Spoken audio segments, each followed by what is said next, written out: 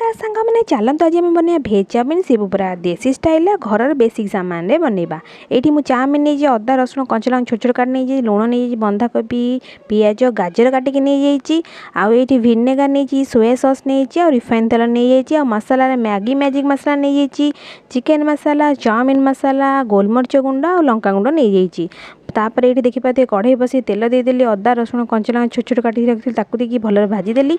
तापर ये मुझे देदेली पियाज कटा गाजर कटा बंधाकोबी कटा आपंकर जो भेजिटेबल आप देपारे मुझे ये देदेली मसला चाउमिन मसला मैगी मसला चिकेन मसला देदेली लंका गुंड देदेगी भलटे गोलैदेवी। तापर ये देदेवी स्वाद अनुसार लुण सोया सॉस देदेली आ भिनेगार दे आउ थे गोलै नेबी। तापर प्रथम सीझे रखी मो चाउमिन ताकू दे भलटे गोलै घोड़ी घोड़ी सीझा छाड़देवी। तापर मोर रेडी होगा गर्मा गरम भेज चाउमिन आप निश्चित ट्राए करेंगे। मुझे तो चली खाया रोचे bye bye like share subscribe करदेवे।